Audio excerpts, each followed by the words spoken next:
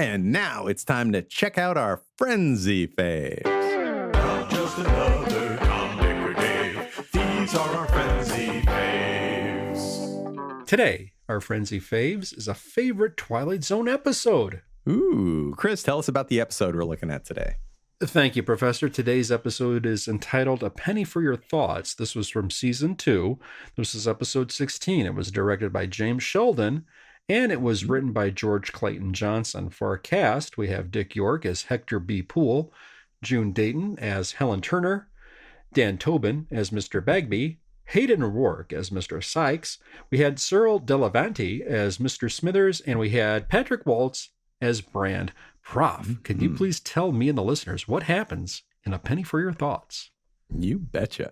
So Hector Poole is a mild-mannered bank employee. One morning on the way to work, he stops to get a newspaper, and he throws his quarter into the change box. And instead of being heads or tails, it stands on its edge. 1,000,000 to 1 shot. Hector finds he can now hear people's thoughts. He gets really distracted on the sidewalk, overhearing what people are thinking, and is almost hit by a car. When the driver comes out to make sure he's okay, the driver's outwardly polite and helpful, but his thoughts show that he really thinks Hector is an idiot for jaywalking. Because of the accident, Hector is a few minutes late to work. So he goes into his boss's office to explain, but his boss is on the phone with his mistress, Felicia. And they're planning a secret trip together without the boss's wife. And Hector overhears this. Now, he's also asked to finalize a $200,000 loan to a businessman who looks suspiciously like Dr. Billows. Hector hears this guy's thoughts. He's going to bet all the money at the racetrack to try to save his company from bankruptcy. Hector calls him out on it, and the businessman gets angry. How dare you accuse me of this? And removes his business from the bank. Hector overhears an elderly male employee thinking about going into the bank vault after closing and putting cash into his briefcase and then skipping out and going to Bermuda. Hector doesn't know what to do, and then overhears a pretty clerk lady, Helen, who's concerned about him and worried about him and seems to maybe like him, maybe. He tells her that he can read minds, and she doesn't know what to do about the elderly man's robbery plan. She's like, I don't know. And she says, well, maybe tell the boss. And so he goes and he tells the boss. However, when the old man comes out of the vault and the boss and the security guard investigate him, he has no cash. Hector is fired. But not before the old man tells him that, oh yeah, every day I plan a robbery, but I never actually do it. Hector goes to clean out his desk, but a report comes in that businessman with the loan and the horses has been arrested for betting with the company money. And the bank is very lucky to have the loan not go through. Hector's boss wants him to come back to work for the bank. Hector overhears Helen think that the boss needs him more than he needs the bank, and he should take over as the head of the department, and he'll even get an office out of it. Hector follows her advice, and he gets the promotion. Hector asks Helen if he can walk her home, and on the way, he stops at the newsstand. When he pays for the paper, he knocks over that quarter from this morning.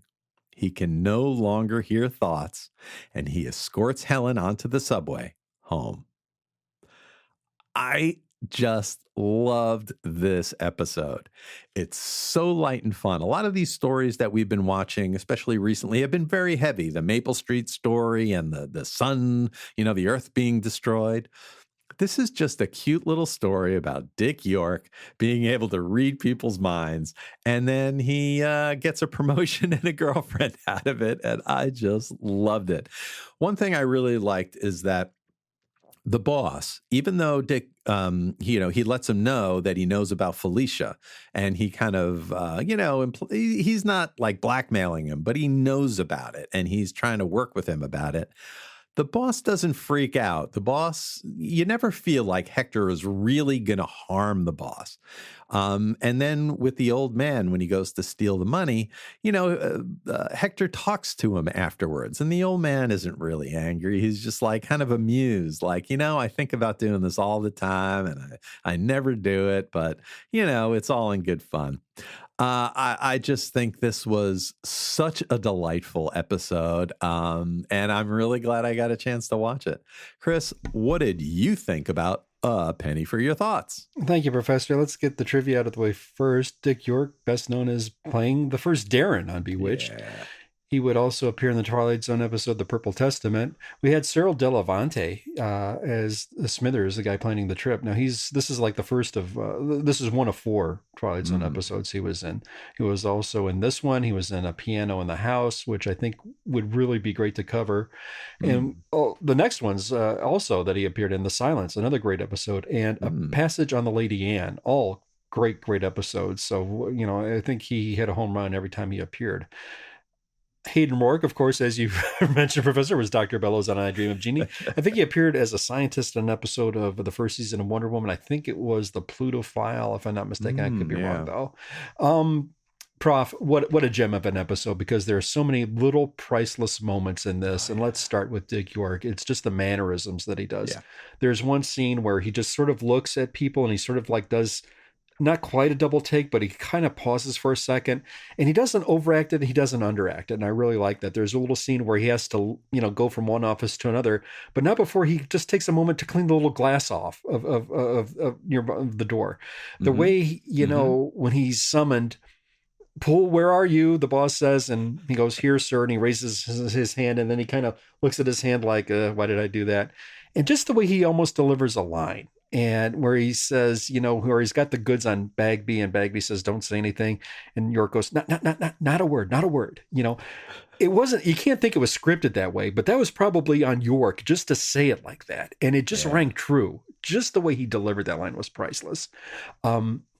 There's little bits that I thought were great where York is trying to read thoughts. He's in the bank and he's just mesmerized by people, and he's surprised. Oh, one guy's thinking about the ball game, and this guy's the left-hander's going on the mound, and there's no way that the other team's going to win. And York is kind of cool with that. So he thinks, okay, he's going to kind of meander around the bank, and he's overhearing what people think. And then he comes on to this woman who's got a bunch of money in her hand, and he kind of leans in, and there's nothing. There's like nothing in her head at all. It's just, I thought that was priceless. I mean, just to include that little bit of scene there, where you showed that there's nothing in this woman's head. It it made me laugh. It was unbelievable. But there's a warmth to this character. There's this sincerity to this character. He didn't want this to happen to him, where he could have been selfish and, played it up. And, another Twilight Zone character with more evil designs could have done this for profit, or could have done this for evil, but not. York wants nothing to do with this. But there is one act that I kind of was really cool. Now, he doesn't think of anything for doing for himself, but selflessly he thinks, hey, while I still got this power, and while I got something on Bagby here, you know what? I'm going to do something nice for Smithers, because this guy always was dreaming of the trip. So selflessly, he says he's going to score a trip for Mr. Smithers, and he says, you know what? I think he'd like that.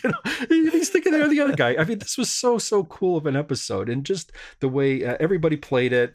There's a sincerity to everybody's performance there, and just the way, everybody doesn't think the same way, when York is asking Hayden Rourke what he's going to do with the money. Is that right? And and then all of a sudden we hear him, nope, that's wrong. I'm going to do this. I'm going to lose. It's just the forthrightness of some of the way people think. And some people just have no thoughts at all. And I just thought this was so a gem of an episode.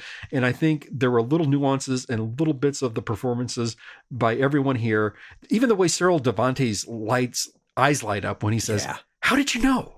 And just like, I always thought about doing it, and he just beams, where he is like, you found out about my fantasy, and just like, I got to know how you knew it. He just says, that's his own little world that he got into. He's just so delighted that somebody else was in on this secret. There's just so many little nuances and touches to everyone's performance here that really make it a standout episode.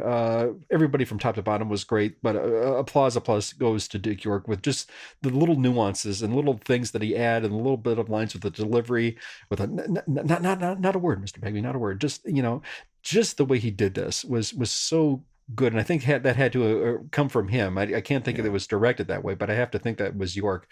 But whoever executed it the way they did made it for a great episode. And it's one of those underrated, not so much of a twist ending, but a great, charming episode all the way around from top to bottom.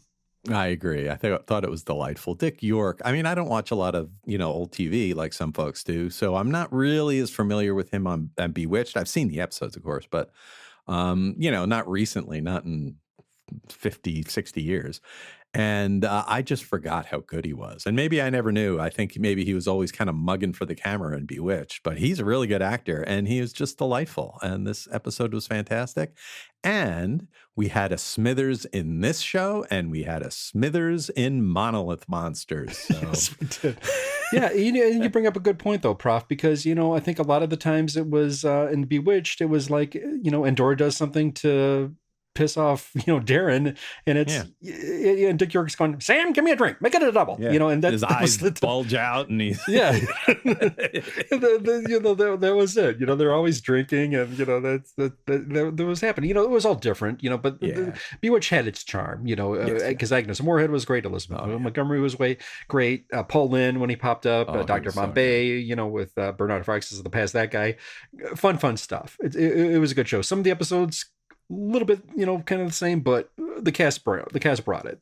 Absolutely. So Dick York was great. And in this episode of Twilight Zone, man, everybody was good. So this was one of our favorite Twilight Zone episodes. Not just another Tom, Dick, or Dave. These are our frenzy faves.